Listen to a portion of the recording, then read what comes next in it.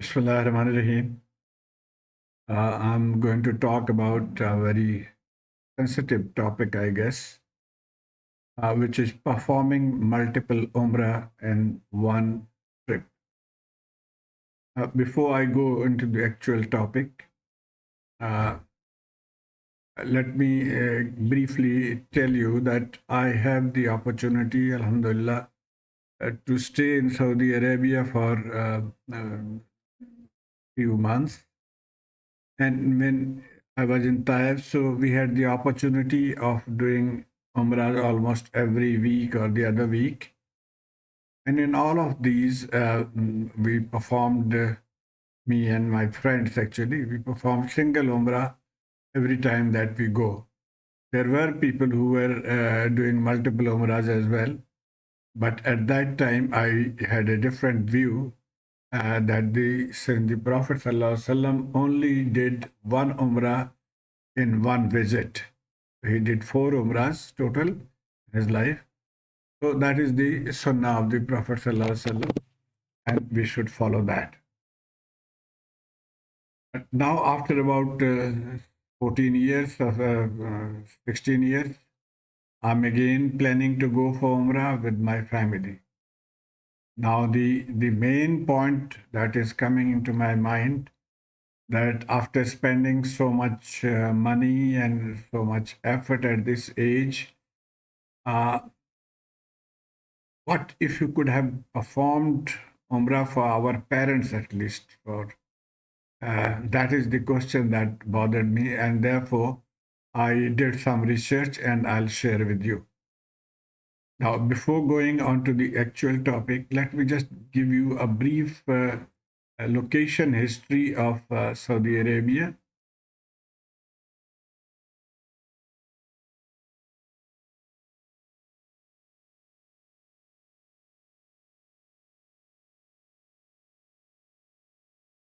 Okay, now this is the location of Saudi Arabia, and on the north you can see the Iraq, Damascus, Jordan, then Egypt, and then we have Qatar, Bahrain, Iran. Down we have Oman, then Yemen. Now, based on these locations, the Prophet ﷺ designated 4 miqats for anyone coming to perform Umrah or Hajj. So these red dots show the location of the miqat. Here there are 5. I'll tell about the fifth one.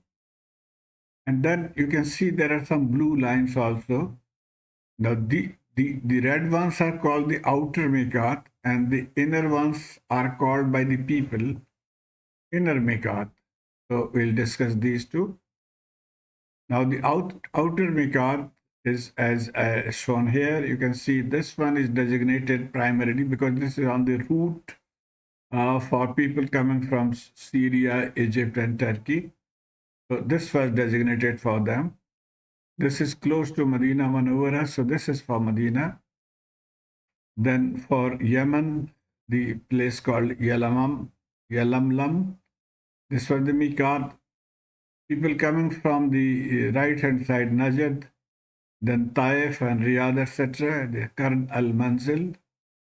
And this miqat was designated by Hazrat Umar after the Basra and Kufa, etc., were conquered. Then Hazrat Umar designated this as miqat for the people of Iraq and Iran. Now, these are not the fixed point that everyone has to cross this point. Actually, an artificial line you can draw, and this gives you anybody coming from outside, and this will be the miqat for him, similarly from here. So this is the miqat for people coming from outside the area designated in the miqat. Now, those living inside, for them is the blue dots that we talked. These are the blue dots. So these are miqat for the people from inside. Now, there is a hadith which says that people living inside should just wear ihram from their house.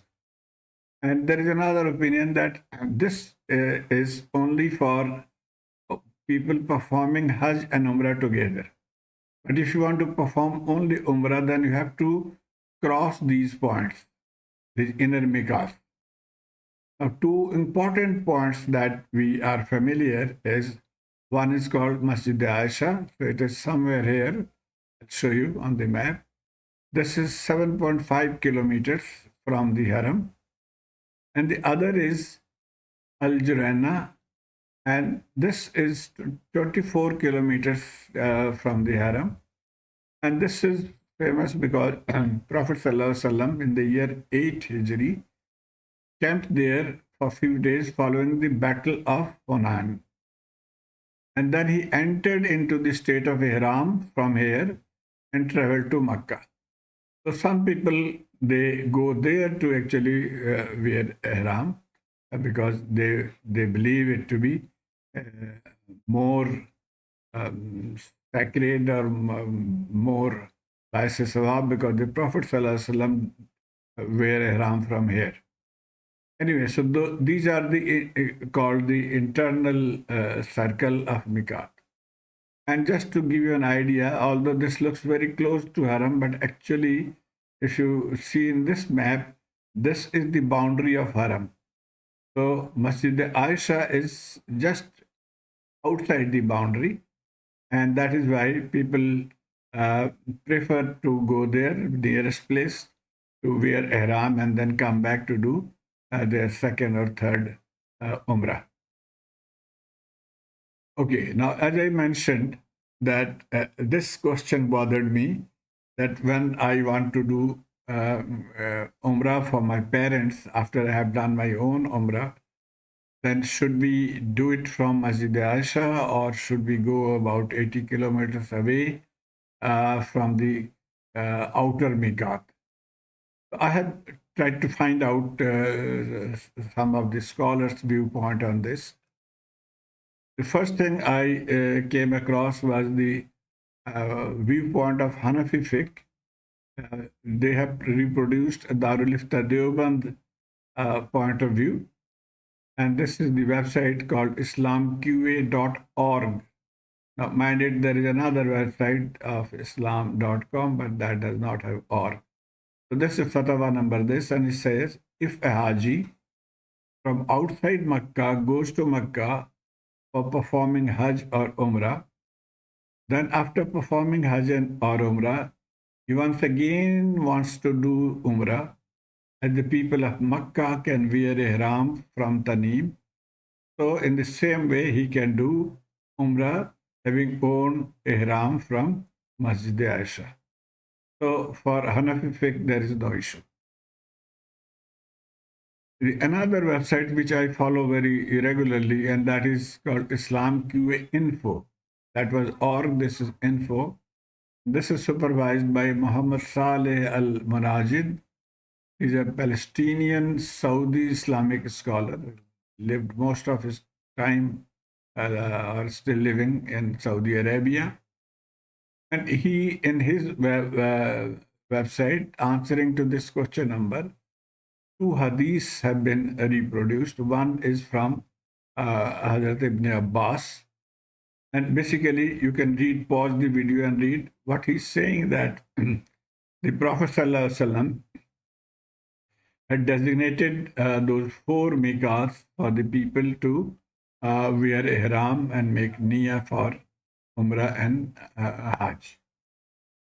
The second he has reproduced is the hadith of Hazrat Aayesha, in which she narrated her story that when she went for Hajj and Umrah, she could not perform Umrah because of the menstruation. And while returning after Hajj, she said or requested Prophet ﷺ that all her friends have done Umrah and Hajj, but she had only done Umrah, and she was crying. Then the Prophet ﷺ sent his brother to take her to the outskirts of Haram boundaries and let her wear ihram, make niyyah, and come and perform Umrah. This place is now known as where she went, or where she was taken by his brother, is called Masjide Aayesha nowadays.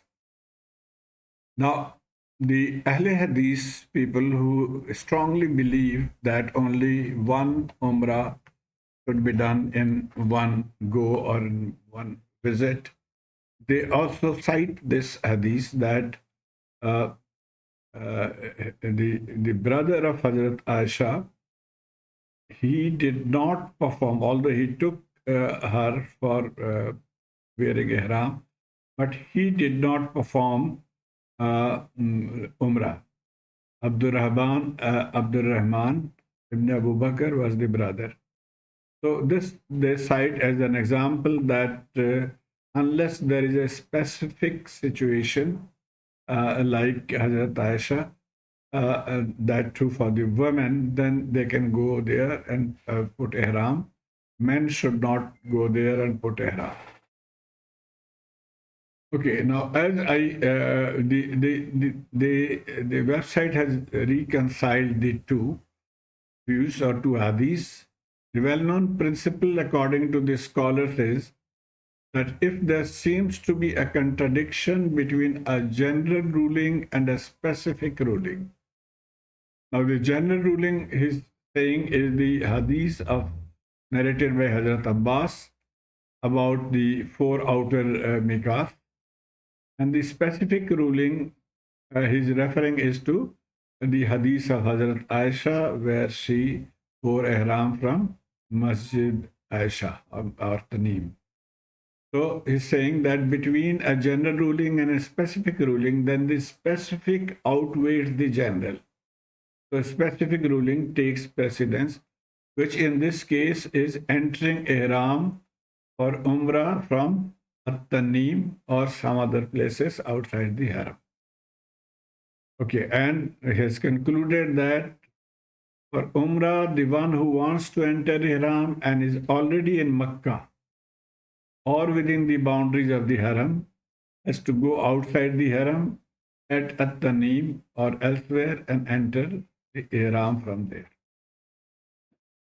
Okay, so after having read all this, now let's see what the scholars are saying. Abu Khadija, Abu Wahid, in her website, or in his website actually, I think is father of Khadija.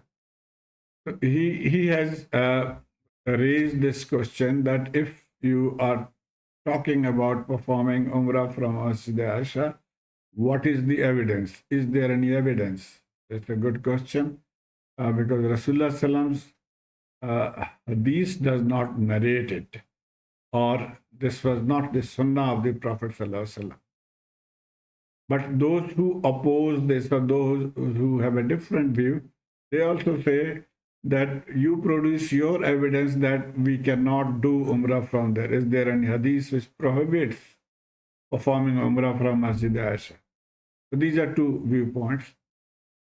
Munir Kamar Sahab in his Al-Hadith Alim, and he has also said that you cannot perform more than one Umrah in one go. Because the Sahaba, the Rasulullah Sallam himself, the Sahaba, Tabain, etc., they never followed this principle. Okay, this gentleman, Sheikh Maqsood ul Hassan Faizi, in his interview to Call to Tawheed TV, at one point he agreed, or he said that Masjide Aayesha se Umrah karne walon ko jaiz kahenge. So those who are performing Umrah from Masjide Aayesha, we'll call them, it's okay, jaiz. But we can't call them that it is a sunnah of the Prophet ﷺ. So, sunnah nahi kahenge. Okay, then Maulana Makki al-Hijazi, he sits in the haram, or he used to sit, I don't know, a long time back, he was there. And after Isha prayer, he would sit there in the haram, and he will have question and answers of the people. So he is Hanafi Maslak follower. So he also says that yes, you can do multiple Umrahs from Masjide Aayesha. Then Dr. Salah, he has Huda TV. He's a scholar born from Egypt. I think he now practices in America. So his point of view is also same. And then Sheikh Asim, he's based in Saudi Arabia. He's actually Indonesian descent, Saudi cleric. So he also says that why not? If you want to do Umrah for your parents, especially your parents or near relatives, you can do without any hesitation from Masjide Aayesha. And to me, the most important is the saying of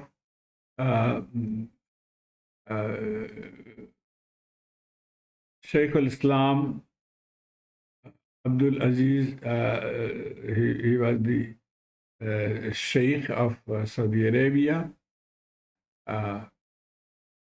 His point of view is, first of all, the summary for this question from Islam TV, the majority of scholars have allowed one who performs Umrah to perform another one during the same journey, especially if he's from outside Makkah.